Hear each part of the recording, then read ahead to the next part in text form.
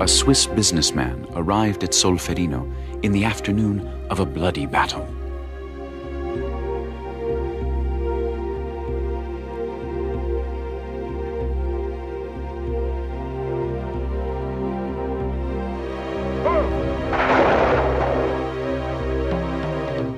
That same night, his horror and indignation at the inhumane treatment which the wounded were receiving led him to organize, with such means as were at hand, a relief action in a neighboring church.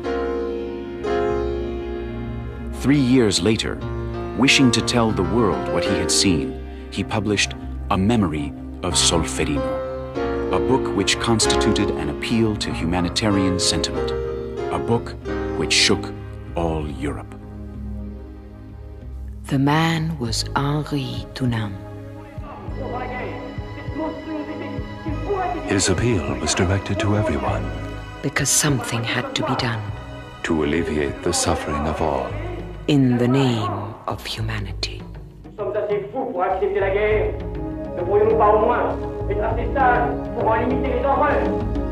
Dunant proposed a solution. Volunteers should be recruited in time of peace so that they could act in time of war. But Dunant was a realist.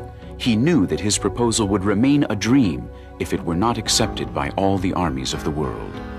A dream. An idea. In the name of humanity. 4 citizens of Geneva joined Dunant in forming the International Committee of the Red Cross. The same year, he succeeded in getting the Swiss government to convene an international conference in which 12 governments participated, resulting in the signature of a convention to ameliorate the condition of military wounded on the field of battle. This was the first Geneva Convention, the birth of modern international humanitarian law. The start of a road. From now on, military sick and wounded would be cared for. Assisted without distinction. For the first time. Medical staff and equipment should be respected. And identified by a distinctive sign. A red cross on a white background. And in the name of humanity, an idea. An attitude. To bring hope to all those who suffer. But we have a long way to go. We will have to be neutral. Independent. Impartial. To reach everyone. We will have to organize. And arrange to go everywhere. And recruit more volunteers. And found societies. In all countries. United under one banner. And by a common ideal. To protect life and dignity. In the name of humanity. We will have to protect. The shipwrecked. The prisoners. The civilians. We will have to protect everyone. In time of war. And in time of peace. From hunger. Epidemics. Disaster. We will need people to help other people. For the sake of humanity.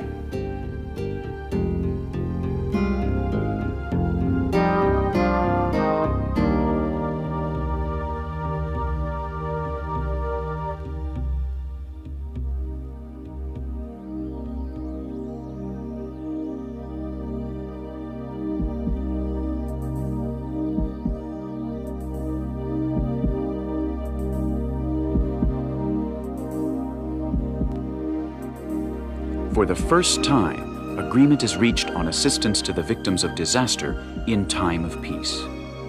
There are already 24 national societies.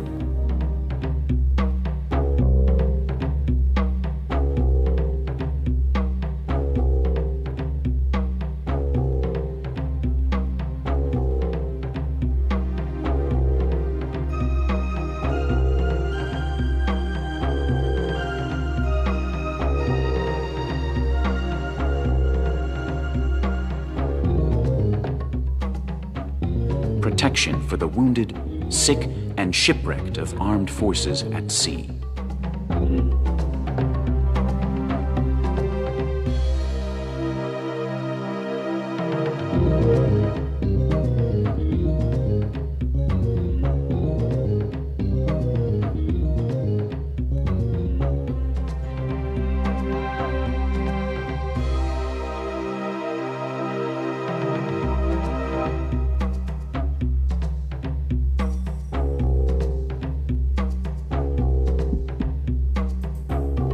countless volunteers from national societies from both sides and neutral countries mobilize.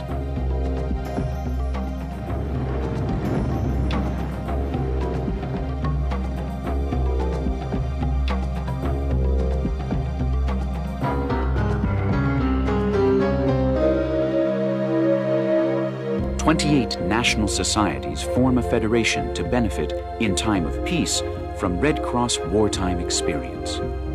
To promote the development of national societies, to fight effectively against sickness and hunger, and to coordinate disaster relief." The first large-scale international relief operation coordinated by the League. 5,000 volunteers take part in the relief operation for victims of the Tokyo and Yokohama earthquakes. Soldiers taken prisoner of war are protected from cruelty. Imprisoned soldiers shall be identified, fed, and housed with dignity. They are entitled to receive correspondence and medical treatment. They must be repatriated immediately after the end of active hostilities. There are already 57 national societies. The first large-scale relief operation in the Third World coordinated by the International Committee of the Red Cross.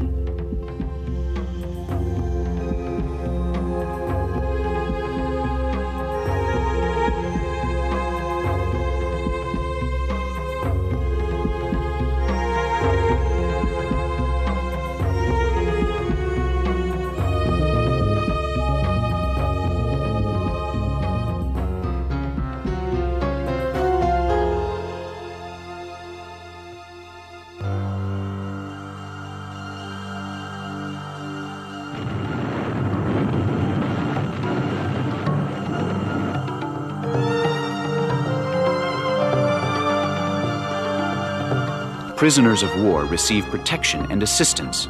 Missing people are traced. Food, clothing, and medicines are sent to civilians in 18 countries caught up in the conflict.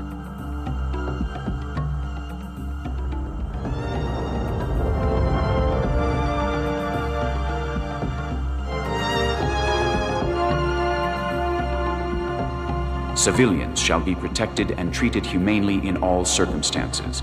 It is prohibited to kill, mutilate, or torture civilians, to take them hostage, to humiliate, execute, or attack them.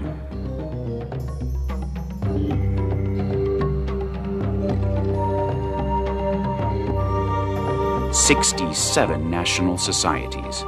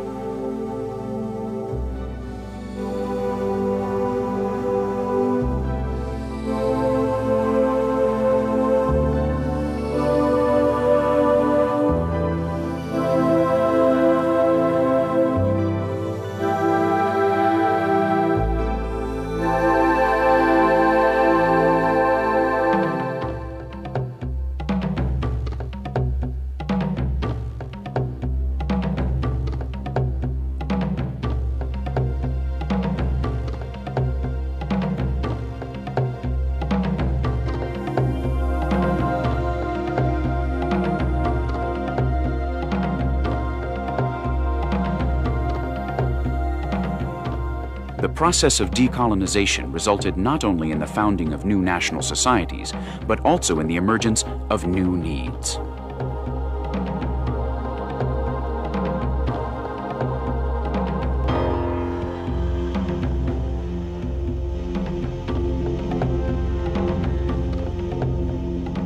The following means and methods of warfare are prohibited: indiscriminate attacks or bombardment, weapons of mass destruction, and hunger. All people whether soldiers or civilians, must be respected.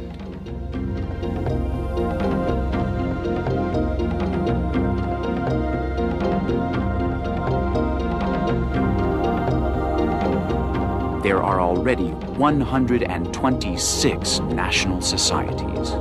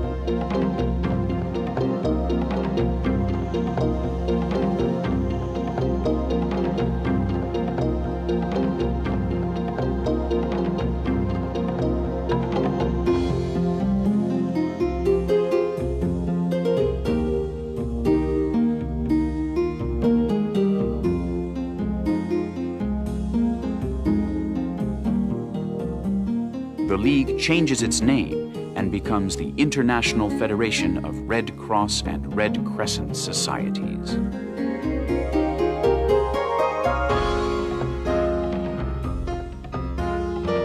Today, we have 150 national societies.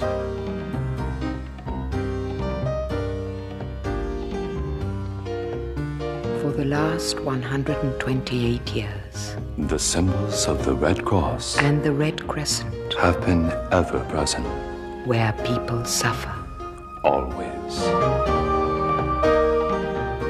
But war Destruction and pain, have not ceased. the road is still long. An idea, A commitment, protecting life and dignity the world over. in the name of humanity.